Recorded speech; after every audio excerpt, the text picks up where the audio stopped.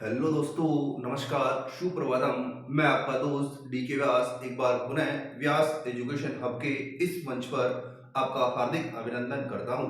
दोस्तों, हम मौर्य काल पढ़ रहे थे और मौर्य काल में हमने जो मौर्यकालीन शासक है उनके बारे में पढ़ लिया था और उसके बाद हमने शुरू किया जो मौर्यकालीन स्थापत्य कला है। दोस्तों, बात करें मौर्यकालीन स्थापत्य कला की, जो मौर्यकालीन स्थापत्य कला है, हमने देखा कि जो मौर्य काल की प्रमुख स्थापत्य कलाओं के रूप में हम देखें तो वो अभिलेख लेखन है। क्या है? अभिलेख लेखन की जो परंपरा है वो मौर्यकालीन प्रमुख स्थापत्य कला मानी जाती है।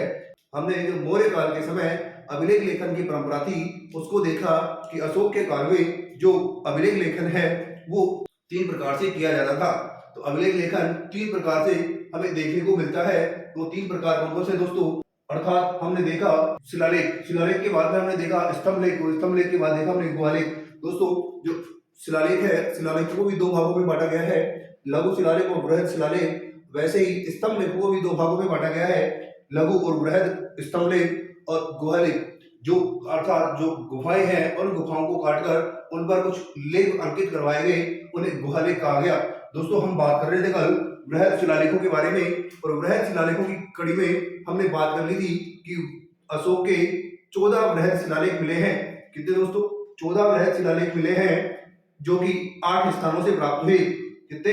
8 स्थानों से। तो मैंने बताया कि जो 14 बृहद शिलालेख है ये अशोक की 14 आज्ञाएं हैं। ये अशोक की 14 आज्ञाएं हैं जो कि अशोक के साम्राज्य की जो प्रशासन व्यवस्था है उसके बारे में इंगित करता है कि अशोक किस प्रकार की शासन व्यवस्था करता था और उसके साम्राज्य में शासन जो प्रशासन है वो किस प्रकार से संचालित होता था। इसके बारे में इनमें उल्लेख किया गया है कि अशोक की किस प्रकार की धर्मों की प्रतिनीतियां थी। ठीक है, समाज कल्याण के लिए क्या क्या कार्य करता था। ठीक है, तो कल हमने देखा कि जो 14 बृहद शिलालेख हैं वो 14 बृहद शिलालेख जो कि 8 स्थानों से प्राप्त हुए हैं उनके बारे में हमने कल चर्चा कर ली थी। आज दोस्तों आप उनको एक बार नोट कर लीजिए। कल मैंने आपको 14 की 14 जो 8 स्थानों से मिले थे उन सबके बारे में कल मैंने आपको बताया था कौन कौन सा। मानसेरा था, शाहबाजगढ़ी दोनों पाकिस्तान में, धुली और जौगढ़ हमने देखा उड़ीसा में है, इसके बाद में कालसी देहरादून में है, फिर गिरनार गुजरात में है, एरागुड़ी आंध्र प्रदेश में और एक जो पोपारा है वो महाराष्ट्र में। जो 8 बृहद शिलालेख है उनके बारे में कल हमने चर्चा कर ली थी। 8 जो शिलालेख हैं इन 8 शिलालेखों पर जो 14 आज्ञाएं अंकित है उन 14 आज्ञाएं कौन कौन सी है उनके बारे में भी हमने पढ़ लिया था। दोस्तों, अब उन 14 आज्ञाओं को आप एक बार अंकित कर लीजिए। दोस्तों, अब एक बार आप इसको नोट कर लीजिए। कल मैंने आपको बताया था कि अशोक के जो बृहद शिलालेख हैं उन बृहद शिलालेखों में अशोक की जो प्रशासनिक व्यवस्था है, प्रशासनिक व्यवस्था तथा अशोक के द्वारा किए जाने वाले कार्यों का उल्लेख किया गया है। तो दोस्तों, जो अशोक का प्रथम शिलालेख है उस प्रथम शिलालेख में उल्लेख किया गया है कि इस शिलालेख में अशोक ने पशुवध अर्थात पशु बलि व जो धार्मिक आयोजन होते थे उन धार्मिक आयोजनों पर उसने पाबंदी लगा दी थी। दूसरा जो शिलालेख है दोस्तों, इसमें अशोक के जो पड़ोसी राज्य है चेरचोल पांडे, चेरचोल पांडे तथा अशोक के जो कल्याणकारी हैं उनका उल्लेख दूसरे शिलालेख में किया गया है। वैसे ही तीसरे शिलालेख की बात करें दोस्तों, इसमें धम्म के प्रमुख गुणों उपस्थिति का उल्लेख किया गया है जिसका प्रचार प्रसार करने के लिए अशोक ने अपने राज्याभिषेक के 27वें वर्ष युक्त रज्जुक तथा प्रादेशिक नामक अधिकारियों की नियुक्ति की। दोस्तों, ये अधिकारी हैं, ये प्रत्येक 5 वर्ष के बाद नगर का भ्रमण करते थे। नेक्स्ट जो चौथा शिलालेख है दोस्तों उसकी बात करें, इसमें ब्राह्मण और जो बौद्ध श्रमण है उन ब्राह्मण और बौद्ध श्रमणों के प्रति आदरभाव को दिखाया गया है। नेक्स्ट बात करें दोस्तों 5वें शिलालेख की, इसमें मौर्यकालीन समाज और वर्ण व्यवस्था का उल्लेख किया गया है कि उस समय की जो मौर्यकालीन समाज है वो किस प्रकार का था तथा वर्ण व्यवस्था जो प्रचलित थी वो किस प्रकार की थी, धर्म पर आधारित थी या कर्म पर आधारित थी। इन सब का उल्लेख उन्होंने जो 5वां शिलालेख है इसमें किया गया है। साथ ही जो 5वां बृहद शिलालेख है दोस्तों, इसमें अपने राज्याभिषेक के 14वें वर्ष धम्म महामात्र की नियुक्ति का भी उल्लेख मिलता है। नेक्स्ट बात करें दोस्तों 6वें शिलालेख की, जो 6वें शिलालेख है इसमें अशोक ने जो धम्म महामात्र नियुक्त किया है उस धम्म महामात्र के लिए जो जो आदेश है, जो जो आज्ञाएं हैं उनका उल्लेख किया गया है। धम्म महामात्र को क्या क्या काम करने हैं उनकी आज्ञा और आदेशों का उल्लेख किया गया है। नेक्स्ट दोस्तों 7वां बृहद शिलालेख, 7वें बृहद शिलालेख में अशोक ने उस समय के सभी धर्मों के साथ सहिष्णुता की नीति अपनाई। इसका उल्लेख 7वें बृहद शिलालेख में देखने को मिलता है। दोस्तों, एक बार आप इसको नोट कर लीजिए। इसके बाद जो 8वें से लेकर 14वें तक के बृहद शिलालेख है उनके बारे में हम चर्चा करेंगे। दोस्तों, 7वें के बाद जो नेक्स्ट 8वां बृहद शिलालेख है उसके बारे में हम बात करें, इसमें अशोक की जो धम्म यात्रा है, अशोक की द्वारा जो धम्म यात्रा किए जाने का उल्लेख 8वें बृहद शिलालेख में मिलता है। जिसमें अशोक ने अपने राज्याभिषेक के 10वें वर्ष बोधगया तथा 20वें वर्ष लुम्बिनी, जिसे रुमंदेही भी कहते हैं, की यात्रा की तथा वहां की जो कर व्यवस्था है उस कर व्यवस्था को 1/6 से बढ़ाकर 1/8 कर दिया, अर्थात जो कर की दर है उसको कम कर दिया। नेक्स्ट बात करें दोस्तों नवे बृहत शिलालेख के बारे में। इसमें अशोक द्वारा जो अत्यधिक समय जो खर्चीले सामान होते थे उन खर्चीले सामानों पर पाबंदी लगा दी गई। कौन से में? नवे बृहत शिलालेख में। 10वें की बात करें दोस्तों 10वें बृहत शिलालेख में अशोक ने इस समय किसी प्रकार के पुरस्कार और सम्मान दिए जाने का विरोध किया है। कौन से में? कि कोई भी पुरस्कार और सम्मान किसी को नहीं देगा, ताकि कोई दूसरा है ना उसकी आत्मा उसको ठेस ना पहुंचे किसी प्रकार का, कि किसी को सम्मान दे दिया और किसी को नहीं दे रहे। तो ऐसा उन्होंने सम्मान और पुरस्कार देने का क्या किया? विरोध, अर्थात इन पर प्रतिबंध उसने लगा दिया। नेक्स्ट बात करें दोस्तों 11वें शिलालेख में। इसमें तथा दूसरे शिलालेख में अशोक की धम्म नीति का उल्लेख मिलता है। किसका दोस्तों? अशोक की जो धम्म नीति है उसका उल्लेख कौन से में? दूसरे और 11वें बृहत शिलालेख में मिलता है। नेक्स्ट बात करें 12वें शिलालेख के बारे में। 12वां बृहत शिलालेख है, इसमें अशोक की सर्वधर्म समभाव की जो नीति है उसका पता चलता है कि अशोक की किस प्रकार की सारे धर्मों के प्रति उसकी नीति थी। इसका पता कौन से? 12वें बृहत शिलालेख से चलता है। अब बात करें दोस्तों 13वें बृहत शिलालेख के बारे में। 13वां बृहत शिलालेख यह सबसे बड़ा और सबसे महत्वपूर्ण बृहत शिलालेख है। 13वां बृहत शिलालेख सबसे बड़ा व सबसे महत्वपूर्ण बृहत शिलालेख है। इसमें कलिंग युद्ध का उल्लेख किया गया है। किसका? कलिंग युद्ध का। इसमें 5 यूनानी राज्यों, अर्थात जो अशोक के समकालीन 5 यूनानी राज्य थे उनका उल्लेख भी 13वें बृहत शिलालेख में किया गया है, जिसमें बताया गया है कि इसके 5 समकालीन पड़ोसी या यूनानी राज्य थे वो थे सीरिया, मिस्र, मैसिडोनिया, सीरीन व एपिरस। दोस्तों इसके बाद में जो 13वां शिलालेख है इसमें यह भी उल्लेखित है कि अशोक ने विदेशों में धर्म प्रचार के लिए अपने प्रचारक भेजे। क्या भेजे दोस्तों? प्रचारक भेजे, जिसमें उसने श्रीलंका में महेंद्र और संघमित्रा को भेजने का उल्लेख किया है। नेक्स्ट बात करें दोस्तों जो 13वां बृहत शिलालेख है, इस 13वें बृहत शिलालेख में धोली और जोगड़ का उल्लेख नहीं किया गया है। इसका धोली और जोगड़ का उल्लेख नहीं किया गया है, इसलिए 13वें शिलालेख को पृथक कलिंग प्रज्ञापन कहा जाता है। क्या कहा जाता है दोस्तों? पृथक कलिंग प्रज्ञापन कहा जाता है। नेक्स्ट बात करें दोस्तों 14वें बृहत शिलालेख के बारे में। इसमें अब तक जितने भी 13 बृहत शिलालेख लिखे हैं उन सभी 13 शिलालेखों में जो जो गलतियां थी, जो जो खामियां थी, उन खामियों को उजागर करने का काम 14वें शिलालेख में किया है कि इसमें लेखक ने ये गलती कर दी। इसका उल्लेख 14वें बृहत शिलालेख में देखने को मिलता है। दोस्तों बात करें कि मैंने आपको कल भी बताया कि जो कलिंग युद्ध है ये 261 ईसा पूर्व हुआ, अर्थात अशोक के राज्याभिषेक के 8वें वर्ष कलिंग युद्ध का उल्लेख मिलता है। तो मैंने आपको बताया 269 ईसा पूर्व अशोक का क्या होता है? राज्याभिषेक होता है, और 261 ईसा पूर्व कलिंग का युद्ध होता है। और कलिंग युद्ध के समय जो उड़ीसा है अर्थात जो कलिंग का राजा है वो नंदराज था। दोस्तों इसका उल्लेख हाथी गुफा अभिलेख में लिखा गया है कि जब अशोक ने कलिंग पर आक्रमण किया उस समय नंद या नंदराज नामक शासक का शासन था। नेक्स्ट बात करें दोस्तों जो अशोक का धोली और जोगड़ शिलालेख है। कौन सा? धोली और जोगड़। तो धोली और जोगड़ शिलालेख में अशोक ने पितृ सिद्धांत का उल्लेख किया है। किसका? पितृ सिद्धांत का, जिसमें अशोक ने कहा है कि सारी प्रजा मेरी संतान है। क्या कहा है दोस्तों? जिसमें सारी प्रजा मेरी संतान है कहा गया है। दोस्तों एक बार आप इसको नोट कर लीजिए, फिर आगे के बारे में हम चर्चा करेंगे। दोस्तों हमने बात की अशोक के उन 14 आज्ञाओं के बारे में जिन्हें हम बृहत शिलालेख के रूप में जानते हैं, जो कि हमें 8 स्थानों से मिले हैं। अब दोस्तों हम बात करने वाले हैं लघु शिलालेखों के बारे में। लघु शिलालेख, लघु शिलालेख। दोस्तों लघु शिलालेखों के बारे में हम बात करें तो कौन कौन से लघु शिलालेख हैं, तो उसमें हम देखें दोस्तों मास्की, दूसरा है दोस्तों नेटूर, तीसरा है दोस्तों उदयगोलम। दोस्तों इनकी बात करें तो ये तीनों के तीनों दोस्तों वर्तमान कर्नाटक में अवस्थित है। कहां पे दोस्तों? कर्नाटक में। इसके बाद दोस्तों नेक्स्ट बात करें आगे वाले गुर्जरा। गुर्जरा दोस्तों मध्य प्रदेश में अवस्थित है, गुर्जरा। इसके बाद दोस्तों जो नेक्स्ट है वो है बैराट से प्राप्त लघु शिलालेख। तो बैराट शिलालेख, बैराट शिलालेख, ठीक है। नेक्स्ट ये तो मध्य प्रदेश में है और ये जयपुर राजस्थान में। नेक्स्ट देखें दोस्तों तो नेक्स्ट है रूपनाथ रूपनाथ जो शिलालेख है वो मिला है दोस्तों जबलपुर मध्य प्रदेश से। तो लिखो रूपनाथ, रूपनाथ लघु शिलालेख है, यह है जबलपुर, जबलपुर मध्य प्रदेश। तो ये है दोस्तों अशोक के लघु शिलालेख। दोस्तों अब हम बात करेंगे लघु शिलालेखों के बारे में। तो लघु शिलालेखों में जो मास्की नेटूर और उरेगोलम लघु शिलालेख है, इन लघु शिलालेखों में अशोक का नाम अशोक मिलता है। क्या? इन लघु शिलालेखों में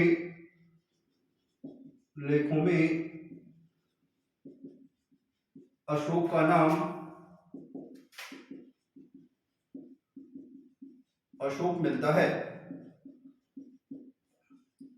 दोस्तों कर्नाटक में लिंग शुगर एक जगह है, ठीक है।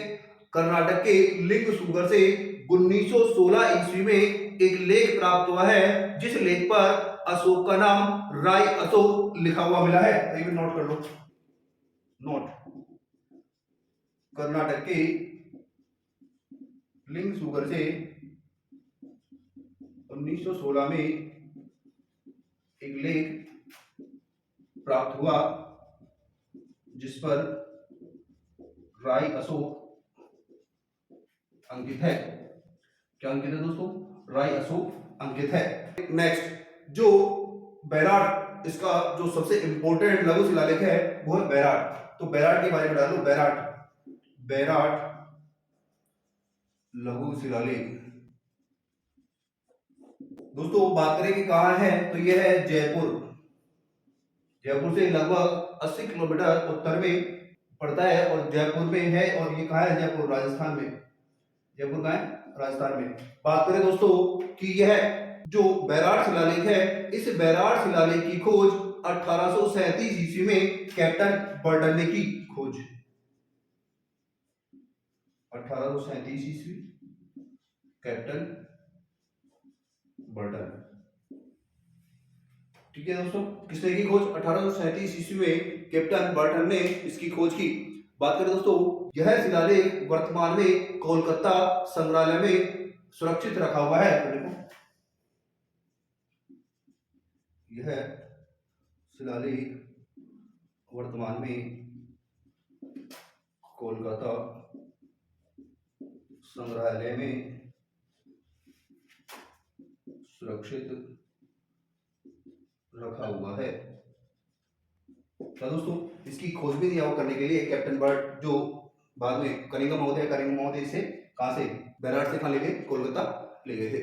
दोस्तों जो अशोक का ये बैराट शिलालेख है, इस बैराट शिलालेख में अशोक ने 7 बौद्ध पुस्तकों का उल्लेख किया है। तो देखो ये इस शिलालेख में अशोक ने 7 बौद्ध पुस्तकों, इंपोर्टेंट दोस्तों, 7 बौद्ध पुस्तकों के होने का उल्लेख किया गया है। कितनी दोस्तों? 7 बौद्ध पुस्तकों का उल्लेख इसमें किया गया है। तो बैराट जो लघु शिलालेख है, इसमें 7 बौद्ध पुस्तकों का उल्लेख किया गया है। नेक्स्ट बात करें दोस्तों, जो बैराट शिलालेख है, इस बैराट शिलालेख में अशोक ने सबसे पहले ये प्रकट किया कि वो बौद्ध धर्म में विश्वास करता है, और जो बौद्ध धर्म के त्रिरत्न है उनका उल्लेख भी कहां से मिलता है? बैराट शिलालेख से। तो लिखो इस शिलालेख से अशोक के बौद्ध धर्म में आस्था रखने तथा बौद्ध धर्म के त्रिरत्नों बुद्ध, धम्म व संघ का उल्लेख किया गया है। किसका उल्लेख किया गया है दोस्तों?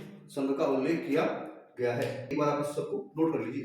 दोस्तों हम बैराट शिलालेख के बारे में बात कर रहे हैं, और बैराट शिलालेख के बारे में हमने देखा कि बैराट शिलालेख जयपुर में अर्थात जयपुर राजस्थान में अवस्थित है, और बैराट शिलालेख की खोज 1837 ईस्वी में कैप्टन बर्टन द्वारा की गई। किसके द्वारा? कैप्टन बर्ट द्वारा की गई। दोस्तों वर्तमान में जो ये बैराट शिलालेख है, ये कोलकाता संग्रहालय में अवस्थित है। दोस्तों जो यहाँ से बैराट से इस शिलालेख को कोलकाता ले जाने का श्रेय कनिंघम महोदय को जाता है। कनिंघम महोदय ने इस पर रिसर्च करने के लिए इसे कोलकाता अपने साथ ले गए थे वो। नेक्स्ट बात करें दोस्तों, जो बैराट शिलालेख है, इस बैराट शिलालेख से अशोक ने जो 7 बौद्ध पुस्तकें हैं उनका भी उल्लेख किया है कि यहाँ क्या है, 7 बौद्ध पुस्तकों का नाम या उल्लेख हमें मिलता है। नेक्स्ट बात करें दोस्तों, अशोक ने जो जो बैराट शिलालेख है, इस बैराट शिलालेख में अशोक की धम्म नीति का पता चलता है कि अशोक ने बौद्ध धर्म में विश्वास किया और बौद्ध धर्म के त्रिरत्नों बुद्ध, धम्म और संघ का उल्लेख भी इसी बैराट शिलालेख से मिलता है। बात करें दोस्तों बैराट से 36 मुद्राएं मिली हैं, जिनमें से 28 मुद्राएं इंडो यूनानी या ग्रीक राजाओं की मिली हैं, जिनमें से 16 मुद्राएं यूनानी राजा मिनेंडर की हैं, जबकि 8 मुद्राएं पंचमार्क मुद्राएं हैं। कैसे दोस्तों, पंचमार्क मुद्राएं हैं। तो इसमें अगली को नेक्स्ट, बैराट से कुल 32 मोहरें मिली हैं, जिनमें से 28 मोहरें इंडो यूनानी शासकों की तथा 8 मुद्राएं पंचमार्क मुद्राएं हैं। 28 इंडो यूनानी मुद्राओं में से यूनानी मुद्राओं में से 16 मुद्राएं यूनानी राजा मिनेंडर की है। कितनी दोस्तों, 16 मुद्राएं किसकी है, यूनानी राजा मिनेंडर की है। अब नेक्स्ट बात करें दोस्तों हम कि जो ये लघु शिलालेख हैं, इन लघु शिलालेखों में जो रूपनाथ शिलालेख है, उस रूपनाथ शिलालेख जो कि जबलपुर मध्य प्रदेश से मिला है, इसमें अशोक ने स्वयं को बुद्ध साक्य कहा है। तो नेक्स्ट लघु शिलालेख लिखो, रूपनाथ शिलालेख। और रूपनाथ शिलालेख कहाँ है दोस्तों, ये रूपनाथ शिलालेख है जबलपुर मध्य प्रदेश में। इसमें अशोक ने स्वयं को बुद्ध साक्य कहा है। क्या कहा है दोस्तों, बुद्ध साक्य कहा है। इसमें जो रूपनाथ शिलालेख है, उस रूपनाथ शिलालेख में अशोक ने स्वयं को क्या कहा है, बुद्ध साक्य कहा है। इसके बाद दोस्तों देखिए, जो लघु शिलालेख है, इस लघु शिलालेखों पर अशोक का नाम देवनाम प्रियदर्शी हमें देखने को मिलता है। और जो कि बैराट शिलालेख है, इस बैराट शिलालेख पर अंकित लेख में अशोक का नाम देवनाम प्रियदर्शी लिखा हुआ है। नोट करो दोस्तों, अशोक के लघु शिलालेखों में अशोक का नाम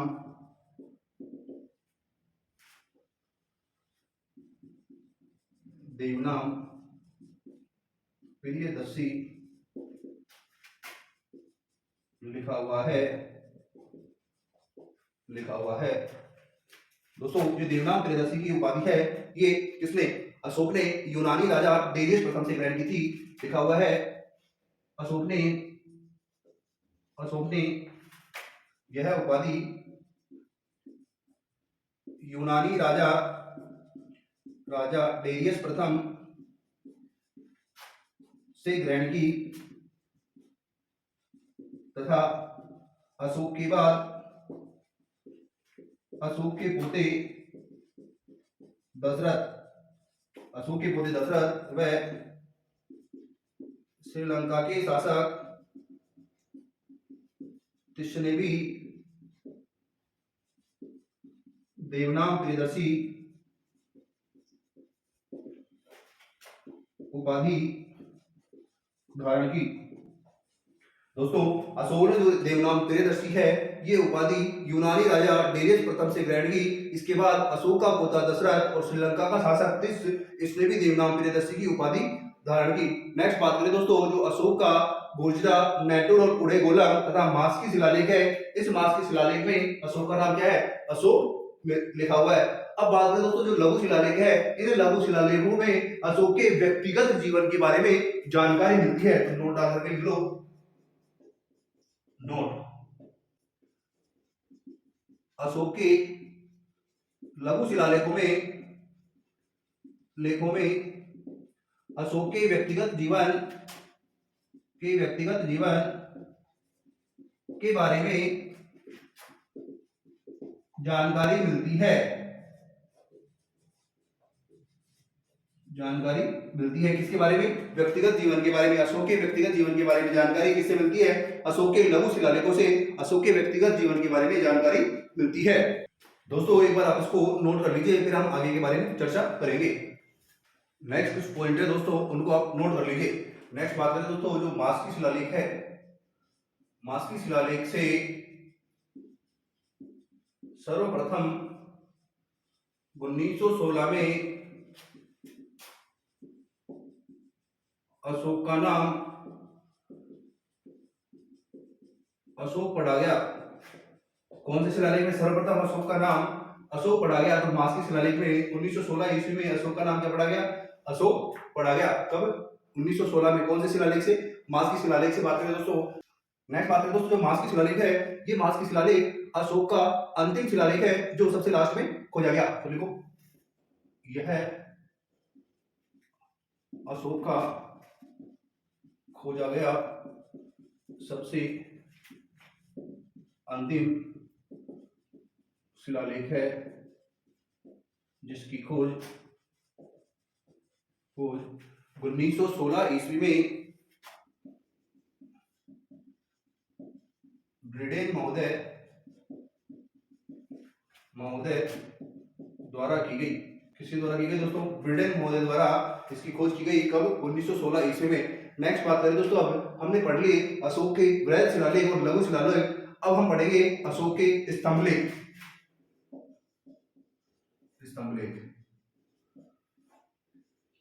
शिलालेखों में हमने पढ़ा दोस्तों कि जो शिलालेख है, एक बड़ी सी पहाड़ी को काटकर उसको सपाट बनाकर उस पर जो लेख लिखे गए उसे शिलालेख कहा गया।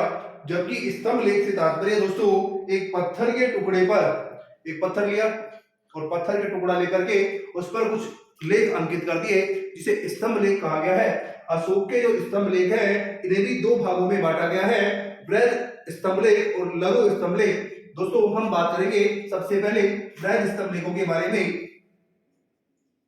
बृहद स्तंभलेख, अब हम बात करें दोस्तों जो बृहद स्तंभलेख है इनके बारे में। दोस्तों बृहद स्तंभलेख है, इन बृहद स्तंभलेखों की संख्या 7 है। कितनी है? 7 संख्या है। और संख्या कितनी है? 7। स्थान कितने हैं? स्थान दोस्तों 6।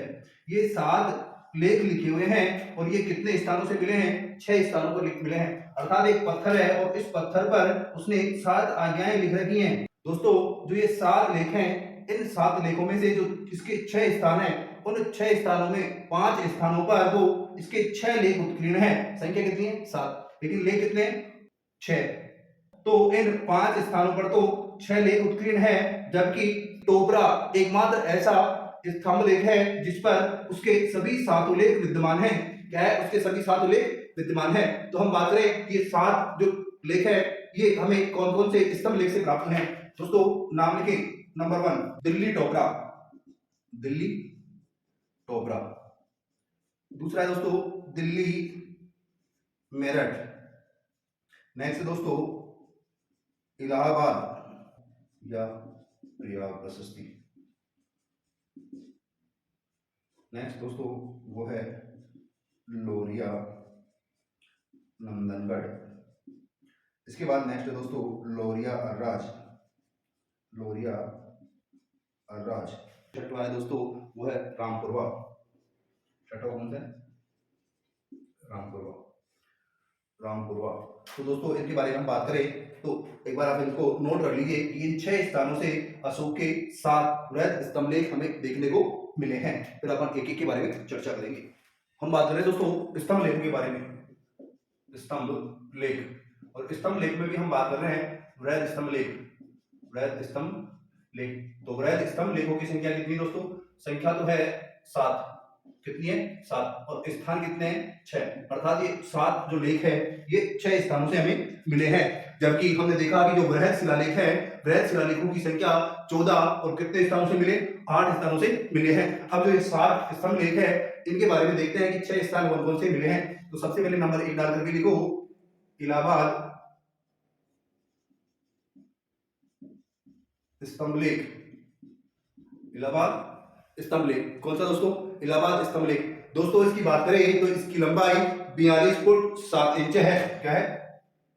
लंबाई 42 फीट 7 इंच लंबाई है और वर्तमान प्रयागराज यूपी में अवस्थित है। नेक्स्ट बात करें दोस्तों इसकी लंबाई की बात, जो प्रयागराज या फिर इलाहाबाद प्रशस्ति है इसके अन्य नाम क्या क्या है? तो अन्य नाम कौशाम्बी लेक, कौशाम्बी लेक, प्रयाग प्रशस्ति, रानी का अभिलेख, क्या है? रानी का अभिलेख। तो इसके अन्य नाम हमें देखने को मिलते हैं। अब बात करें दोस्तों जो इलाहाबाद प्रशस्ति है, इस इलाहाबाद प्रशस्ति में अशोक के शांति संदेश तथा जो समुद्रगुप्त है उस समुद्रगुप्त की जो सैन्य विजय है उनका उल्लेख किया गया है। इसमें अशोक के शांति संदेश व समुद्रगुप्त की सैन्य विजयों का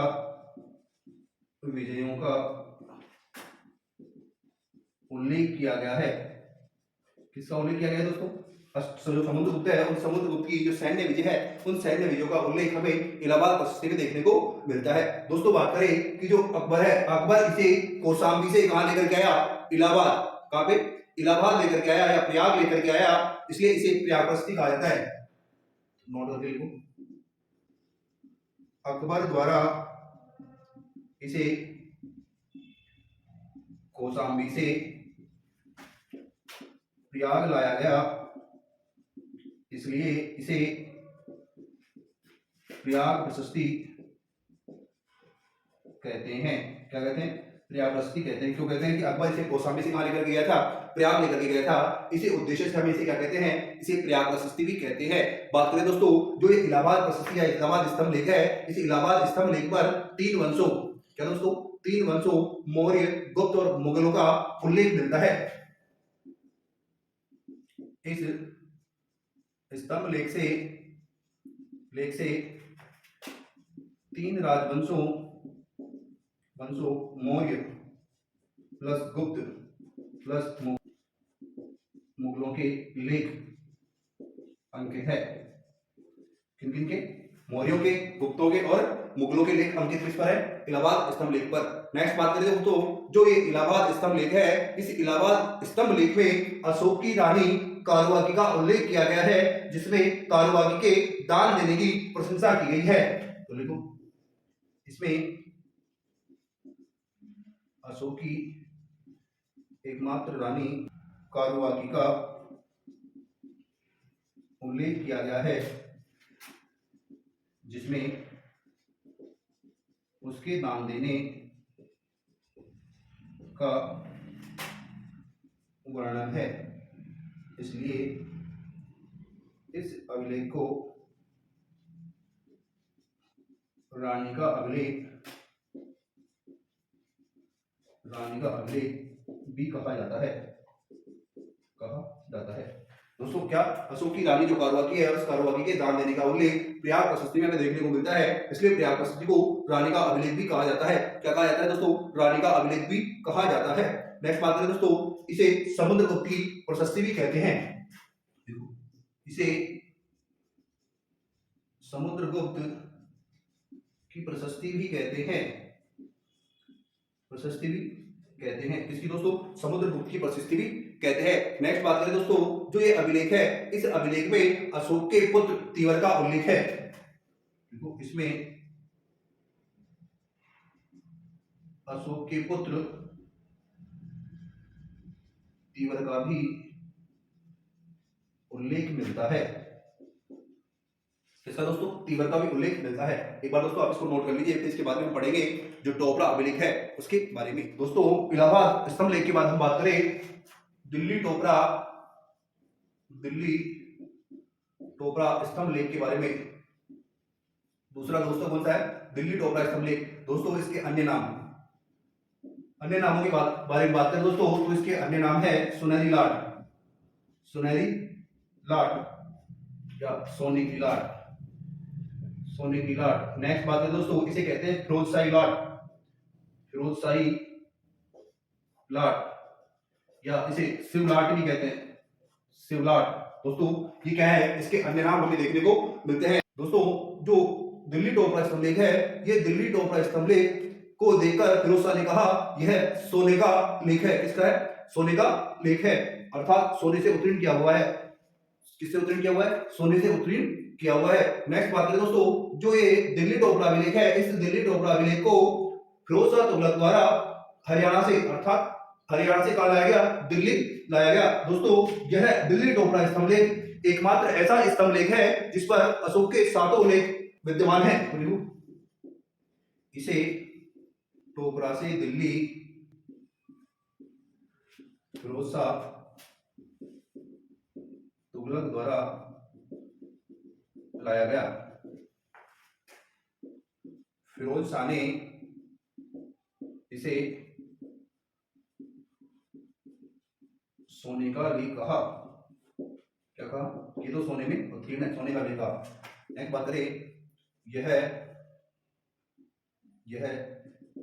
एकमात्र स्तंभ लेख है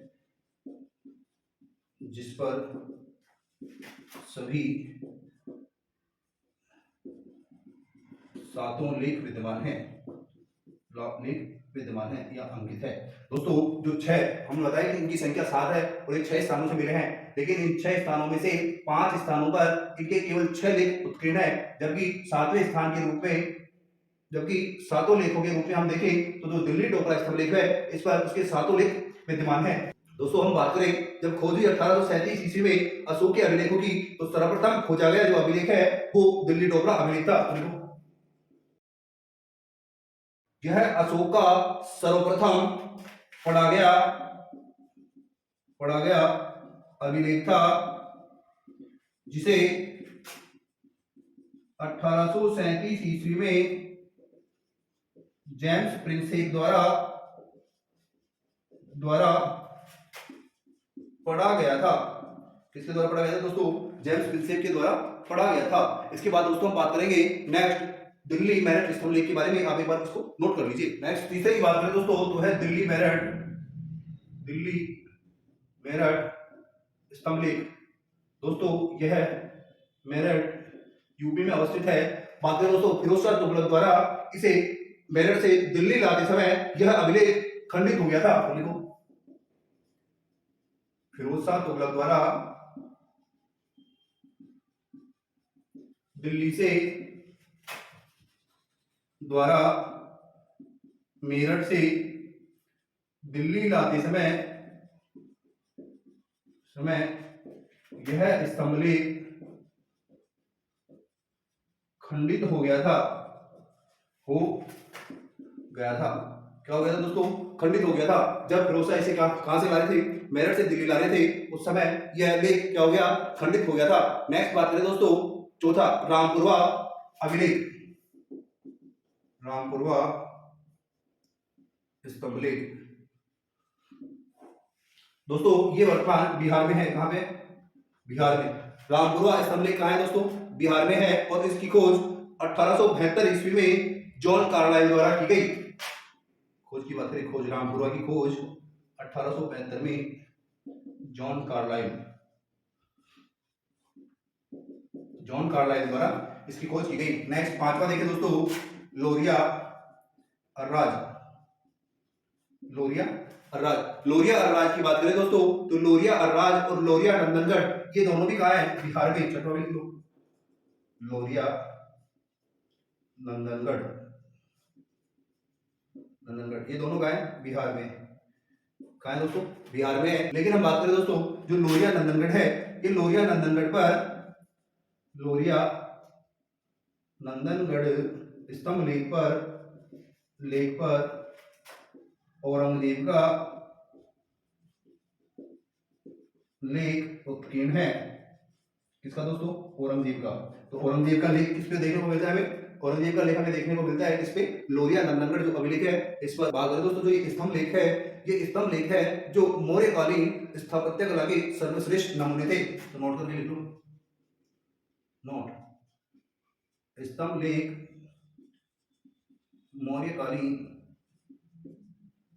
स्थापत्य कला के सर्वश्रेष्ठ नमूने थे।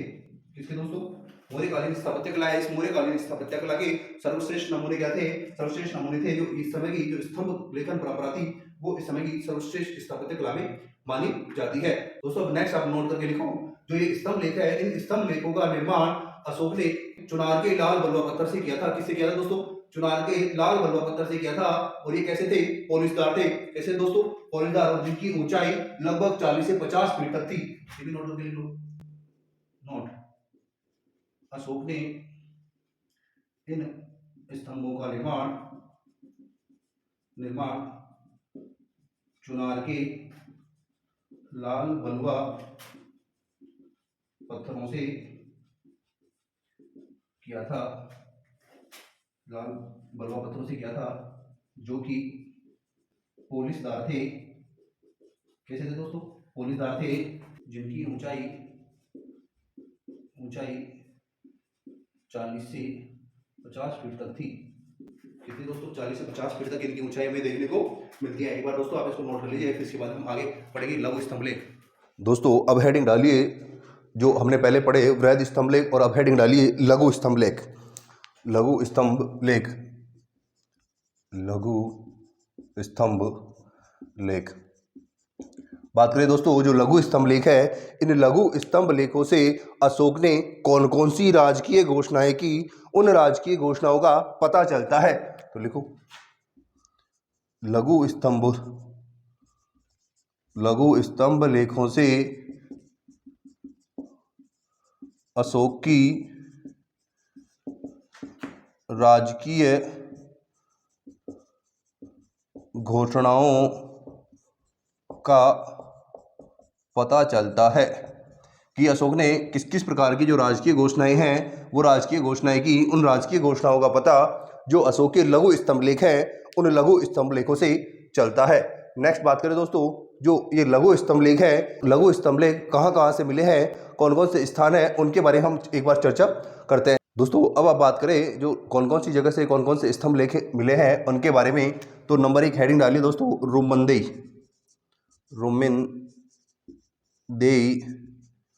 स्तंभ लेख।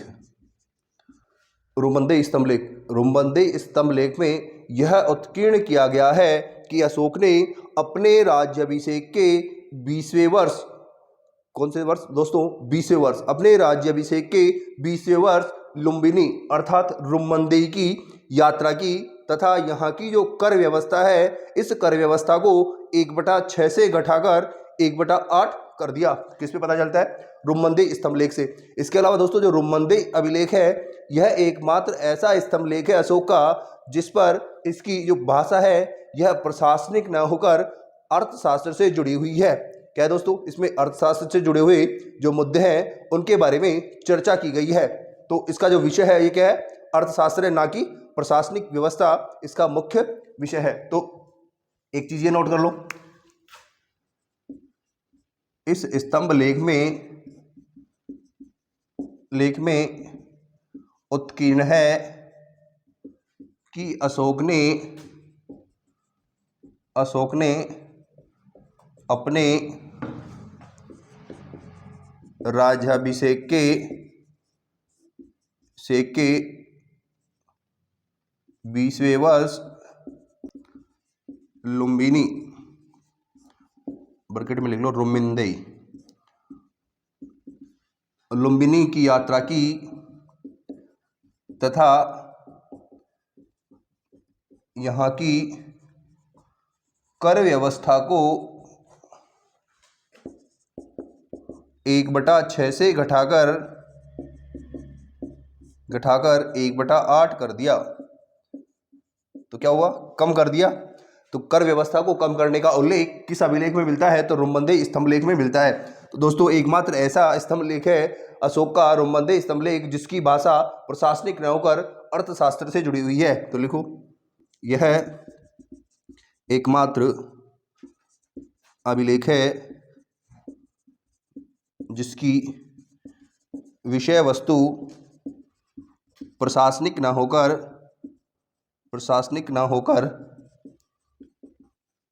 अर्थशास्त्र पर आधारित है। अर्थशास्त्र का मतलब होता है दोस्तों कि जो इनका जो मेन मुख्य विषय है, वो मेन मुख्य विषय है दोस्तों अर्थशास्त्र से जुड़ा हुआ, अर्थात यहाँ की जो वाणिज्य और व्यापार व्यवस्था थी उसके बारे में इसका उल्लेख किया गया है। नेक्स्ट बात करें दोस्तों कि जो ये रुमंदे स्तंभ लेख है, यह स्तंभ लेख लगभग 21 फीट ऊंचा है। कितना है दोस्तों? 21 फीट ऊंचा है। तो लिखो, इस स्तंभ लेख की ऊंचाई लगभग 21 फीट है। कितनी है दोस्तों? 21 फीट। अर्थात इसकी जो हाइट है, उस हाइट की बात करें दोस्तों तो इसकी हाइट हमें 21 फीट देखने को मिलती है। दोस्तों अब इसके बाद जो रुमंदे स्तंभ लेख है, इसके बाद हम बात करें सारनाथ का स्तंभ लेख। किसके बारे में? सारनाथ स्तंभ लेख। दोस्तों जो सारनाथ का स्तंभ लेख है वर्तमान वाराणसी यूपी में स्थित है। कहाँ है दोस्तों? वाराणसी यूपी में स्थित है और ये वर्तमान नेपाल में स्थित है। नेक्स्ट बात करें दोस्तों जो सारनाथ स्तंभ लेख है, इस सारनाथ स्तंभ लेख में अशोक की बहुत सारी जो स्थापत्य है, उस स्थापत्य का नमूना हमें देखने को मिलता है। जो उसका चित्र है सारनाथ का, उस सारनाथ के चित्र के अकॉर्डिंग हम उसको समझने का प्रयास करेंगे। दोस्तों एक बार आप इसको नोट कर लीजिए। रुमंदई के बाद दोस्तों नेक्स्ट बात करें हम तो सारनाथ लघु स्तंभ लेख। तो कहाँ है दोस्तों सारनाथ? वाराणसी यूपी में। कहाँ है? वाराणसी यूपी में। दोस्तों सारनाथ के बारे में हम बात करें कि जैसे ये स्तंभ है, क्या है दोस्तों? स्तंभ है। तो स्तंभ का जो ये नीचा वाला हिस्सा है, इस नीचे वाले हिस्से पर एक कमल की आकृति बनी हुई है और जो भी कैसा? उल्टा कमल। कैसा दोस्तों? उल्टा कमल। तो यहाँ इस पर लिखे अवांगमुखी कमल, अवांगमुखी कमल या उल्टा कमल। किसका चित्र अंकित है? उल्टे कमल का चित्र अंकित है। इस चित्र के बाद में देखिए दोस्तों जो सेकंड इसका खंड है, इस सेकंड खंड की बात करें, इस सेकंड खंड में दोस्तों बीच में यहाँ एक चक्र बना हुआ है। क्या बना हुआ है दोस्तों? चक्र बना हुआ है और इस चक्र में 24 तिल्लियां हैं। क्या है दोस्तों? 24 तिल्लियां हैं और इस चक्र को नाम दिया गया है अशोक चक्र। अशोक चक्र। क्या नाम दिया गया दोस्तों? अशोक चक्र। तिल्लियां कितनी है दोस्तों इसमें? 24 तिल्लियां। 24 तिल्लियां हैं। नेक्स्ट बात करें दोस्तों, ये चक्र है, इस चक्र के दोनों ओर एक तो यहाँ, एक यहाँ, एक यहाँ और एक यहाँ, दोनों ओर दो दो पशु बैठे हुए दिखाए गए हैं। दो दो पशुओं का चित्र हमें दिखाई पड़ता है। इधर की बात करें दोस्तों तो इधर एक हाथी और ये वाला माने तो ये बैल। इधर की बात करें दोस्तों तो जो इधर वाला हिस्सा है, इस इधर वाले हिस्से में घोड़े और शेर का, ये हो गया घोड़ा और ये हो गया शेर का चित्र अंकित है। किसके? जो ये चक्र बना हुआ है अशोक चक्र, इस अशोक चक्र के बाएं तरफ 2 पशु अंकित है और जबकि दाहिनी तरफ 2 पशु अंकित है। दाहिनी तरफ पशु अंकित है हाथी और बैल, जबकि बाईं तरफ घोड़े और शेर का चित्र हमें दिखाई प्रतीत पड़ता है। नेक्स्ट इसके बाद दोस्तों हम बात करें कि जो इसके ऊपर का जो शिलाखंड है, इस शिलाखंड पर 4 शेर, कितने दोस्तों? 4 शेर पीठ से पीठ समाये बैठे हैं। अर्थात यहाँ 4 शेरों का हमें चित्र अंकित दिखाई पड़ता है। जो 4 शेर है ये आपस में एक दूसरे से पीठ सटाए बैठे हैं और चारों तरफ उन्होंने क्या कर रखा है? मुंह कर रखा है। क्या कर रखा है दोस्तों? मुंह कर रखा है। तो 4 सिंह पीठ से पीठ समाये या सटाए बैठे हैं। नेक्स्ट बात करें दोस्तों, जो ये जहाँ 4 शेर बैठे हैं इसके ऊपर एक बड़ा सा चक्र बना हुआ है जिसमें 32 तिल्लियां हैं। कितनी है दोस्तों? ऐसी 32 तिल्लियां हैं और जिसे धर्मचक्र क्या कहा गया है दोस्तों? जिसे धर्मचक्र कहा गया है। जिसे क्या कहा गया है? धर्मचक्र कहा गया है। इस धर्मचक्र की बात करें दोस्तों तो इसमें 32 तिल्लियां हैं। कितनी तिल्लियां दोस्तों? 32 तिल्लियां। तो हमने बात की जो सारनाथ लघु स्तंभ लेख है अशोक का, इस सारनाथ लघु स्तंभ लेख में हमें देखने को मिलता है कि जो ये स्तंभ है इसके दक्षिणी अर्थात इसके जो नीचे वाला हिस्सा है, इस नीचे वाले हिस्से में हमें अवांगमुखी कमल अर्थात उल्टे कमल का चित्र अंकित दिखाई पड़ता है। इसके बाद हम देखें एक स्तंभ है अवांगमुखी कमल के ऊपर, उस स्तंभ पर एक बीच में एक चक्र बना हुआ है और चक्र के दोनों तरफ 2-2 पशुओं के चित्र अंकित है। ठीक है, पशुओं की बात करें तो हाथी, बैल, घोड़ा और शेर का चित्र हमें दिखाई प्रतीत होता है। जो बीच में चक्र बना हुआ है जिसे अशोक चक्र कहा गया है, जिसमें 24 तिल्लियां हैं। नेक्स्ट बात करें दोस्तों, जो अशोक चक्र है इसके ऊपर चार शेर पीठ से पीठ सटाए बैठे हुए हैं। ठीक है, इसके ऊपर जो सबसे ऊपरी भाग है, सबसे ऊपरी भाग में यहाँ धर्मचक्र बना हुआ है और धर्मचक्र में 32 तिल्लियां हैं। कितनी तिल्लियां दोस्तों? 32 तिल्लियां हमें दिखाई पड़ती है। दोस्तों ये था सारनाथ का लघु स्तंभ लेख। इसके बाद हम बात करें दोस्तों, जो अशोक के लघु स्तंभ लेख हैं, इन लघु स्तंभ लेखों में किसी न किसी पशु की आकृति हमें अंकित दिखाई पड़ती है। क्या? अशोक के लघु स्तंभ लेखों में किसी न किसी पशु की आकृति हमें अंकित दिखाई पड़ती है। जिसमें हम बात करें सारनाथ, जो सारनाथ का लघु स्तंभ लेख है दोस्तों, इसमें चार शेर पीठ से पीठ सटाए बैठे हुए हैं। क्या? चार शेर पीठ से पीठ सटाए हुए बैठे हैं। इसके अलावा देखें, इस सारनाथ स्तंभ लेख में हमें हाथी, बैल, घोड़ा और शेर के भी चित्र अंकित दिखाई पड़ते हैं, सामूहिक रूप से चारों के। नेक्स्ट इसके बाद बात करें दोस्तों सांची। सांची में शेर का चित्र हमें अंकित दिखाई पड़ता है। बसाड़ में भी हमें शेर का चित्र अंकित दिखाई पड़ता है। रामपुरवा फर्स्ट की बात करें दोस्तों, शेर। रामपुरवा सेकंड की बात करें तो बैल। और उसके बाद सकिया, सकिया में हाथी, जो सकिया लघु स्तंभ लेख है वहाँ हाथी का चित्र हमें उत्कीर्ण दिखाई पड़ता है। लोरिया नंदनगढ़ में मोर की आकृति हमें देखने को मिलती है, जबकि लोरिया अर्राज से मोती चुगते हुए हंसों के चित्र अंकित दिखाई पड़ते हैं। क्या? लोरिया अर्राज से मोती चुगते हुए हंसों के चित्र दिखाई प्रतीत पड़ते हैं।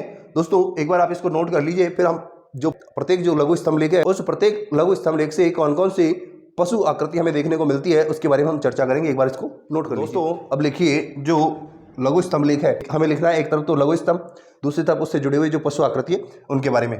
तो लिखो लघु स्तंभ लेख।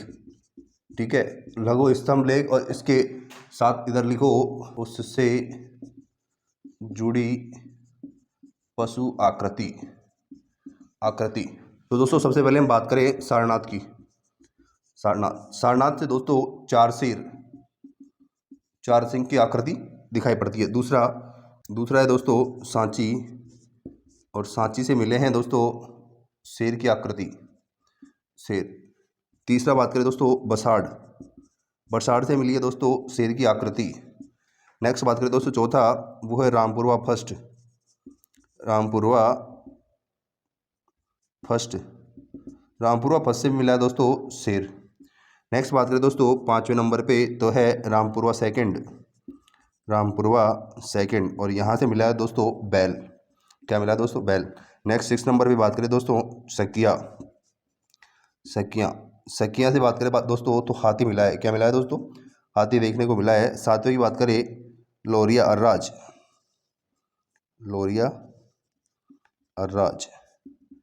मोती चुगते हुए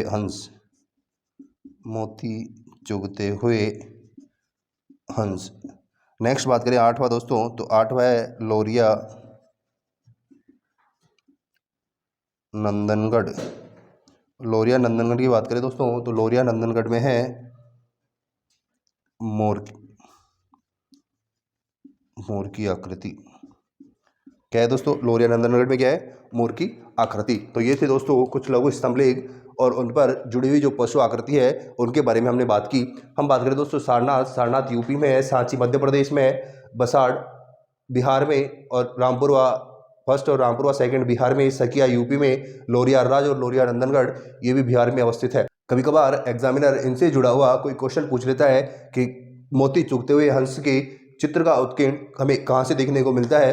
तो ऑप्शन में आपको कुछ 4 ऑप्शन दे देंगे, और ऑप्शन देने के बाद पूछा जाएगा कि इनमें से कौन सा है। तो आपको अगर ये आता है तो आप क्या कर दोगे? लोरिया अर्राज से हमें ये देखने को मिलता है। दोस्तों अब बात करें अशोक पर जो ये स्तंभ लेख है, स्तंभ लेखन की इस परंपरा के कारण अशोक पर आरोप लगाया जाता है कि अशोक ने जो स्तंभ लेखन की ये परंपरा है यूनानी शासक डेरियस प्रथम से ग्रहण की थी।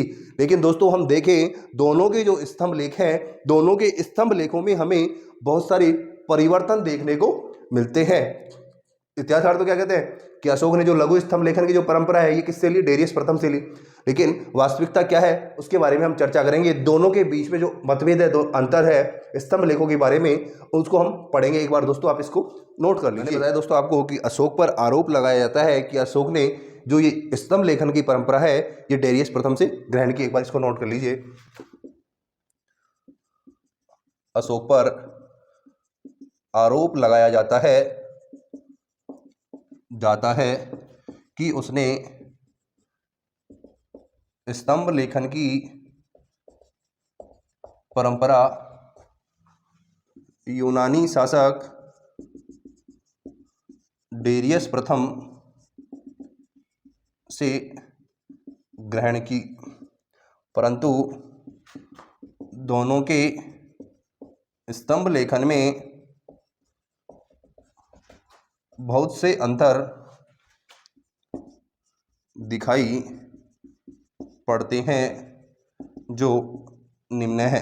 अब बात करें दोस्तों कि जो दोनों के स्तंभ लेखन की परंपरा है, ये तो मान लो कि अशोक ने डेरियस प्रथम से ग्रहण कर लिए स्तंभ लेखन की परंपरा, लेकिन इतिहासकार ये भी कहते हैं कि दोनों के जो स्तंभ लेखन की जो विधियां है, ठीक है, जो प्रकार है दोनों का, वो बिल्कुल अलग अलग भिन्न भिन्न हमें दिखाई पड़ता है। तो कौन कौन से हैं प्रकार? एक तरफ तो लिख दो अशोक का स्तंभ लेखन,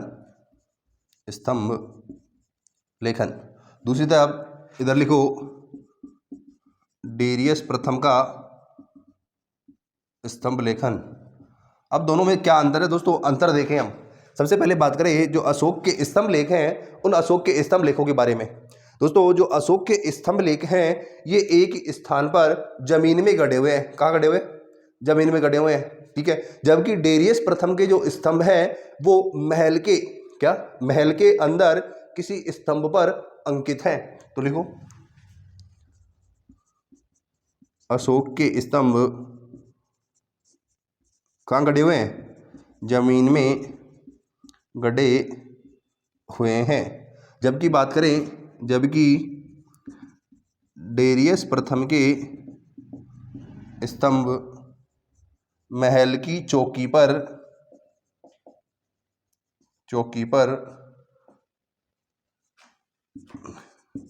स्थित है। कहाँ स्थित है दोस्तों? महल की चौकी पर स्थित है। दूसरा अंतर क्या है? दूसरा अंतर देखें कि जो अशोक के स्तंभ है दोस्तों प्रॉपर एक ही पत्थर पर बने हुए हैं। क्या? एकाश्म पत्थर पर अंकित हैं, उनमें टुकड़े नहीं जोड़े गए, पूरा एक बाटा लिया लंबा पूरा, और इस एक पत्थर पर ही क्या किया उसने? उस पर लेख अंकित करवा दी। जबकि जो डेरियस प्रथम है, इस डेरियस प्रथम ने छोटे छोटे पत्थर के टुकड़ों को जोड़ करके एक बड़ा स्तंभ बनवाया और उस पर अपने लेख अंकित करवाए, जबकि अशोक ने ऐसा नहीं किया। तो लिखो अशोक के स्तंभ एकाश्म से बने हैं, जबकि डेरियस प्रथम के स्तंभ अनेक पत्थरों को जोड़कर बनाए गए हैं। क्या दोस्तों? अनेक पत्थरों को जोड़कर बनाए गए हैं। तो दोनों में अंतर, पहला तो क्या हो गया? अशोक के तो जमीन में गड़े हैं, जबकि उसके डेरियस प्रथम की जो महल है उस महल की चौकी पर उसके जो स्तंभ है वो हमें देखने को मिलते हैं। नेक्स्ट बात करें, अशोक के जो स्तंभ है वो एकाश्म पत्थर से अर्थात एक ही पत्थर से बनाए हुए हैं और इनमें किसी दूसरे पत्थर को जोड़ा नहीं गया है। जबकि डेरियस प्रथम है, डेरियस प्रथम के जो स्तंभ है, डेरियस प्रथम के स्तंभों को अनेक पत्थरों से जोड़कर बनाया गया है। नेक्स्ट थर्ड विशेषता देखें दोस्तों, दोनों में क्या अंतर है? तो थर्ड है दोस्तों जो अशोक का स्तंभ है, अशोक के स्तंभ पर उल्टे कमल का चित्र अंकित है, जबकि जो डेरियस है उस डेरियस के स्तंभ लेखों पर हमें सीधे कमल का चित्र अंकित दिखाई पड़ता है। तो लिखो अशोक के स्तंभों पर अवांगमुखी कमल का चित्र अंकित है, जबकि डेरियस प्रथम के स्तंभों पर सीधा कमल का चित्र अंकित है। क्या? अशोक में तो उल्टा और डेरियस प्रथम के में सीधा, तो दोनों में एक अंतर भी ये भी दिखाई देता है। नेक्स्ट फोर्थ अंतर की बात करें दोस्तों, जो चौथा अंतर है इसमें देखिए जो अशोक के अभिलेख है, अशोक के अभिलेखों पर पशुओं की आकृति देखने को मिलती है, जबकि जो डेरियस प्रथम है इसके स्तंभ लेखों पर हमें मानव की आकृति दिखाई पड़ती है। तो लिखो अशोक के स्तंभों पर पशु आकृतियां अंकित है, जबकि डेरियस प्रथम के स्तंभों पर मानव आकृति अंकित है।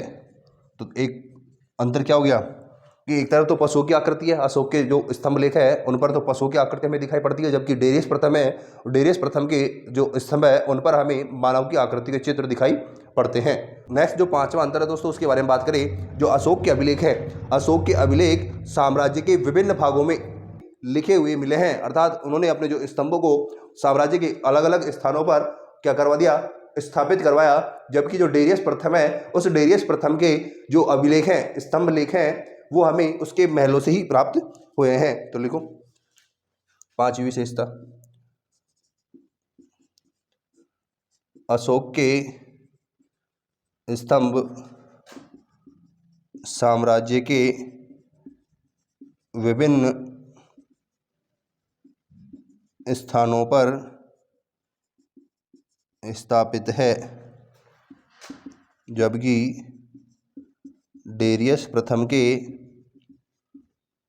स्तंभ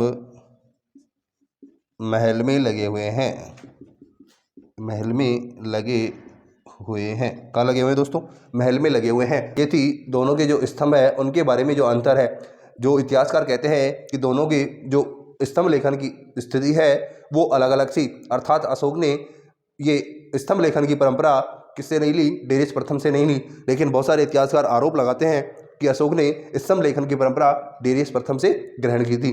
तो दोस्तों दोनों के बीच में जो अंतर था वो हमने देख लिया। दोस्तों आज हमने स्तंभ लेख कंप्लीट, अर्थात हमने से पहले हमने लिखा क्या, वृहद शिलालेख, वृहद शिलालेखों के बाद में हमने पढ़ा लघु शिलालेख, और लघु शिलालेख के बाद में हमने स्तंभ लेख के जो दो प्रकार थे, वृहद स्तंभ लेख और लघु स्तंभ लेख, उन दोनों के बारे में हमने चर्चा कर ली है। कल दोस्तों हम पढ़ेंगे गुहालेख और स्तूपों के बारे में। जब तक के लिए नमस्कार, धन्यवाद। दोस्तों एक बार पुनः मैं आपसे रिक्वेस्ट करता हूं कि व्यास एजुकेशन हब के इस मंच को ज़्यादा से ज़्यादा लाइक, शेयर और सब्सक्राइब करें। धन्यवाद।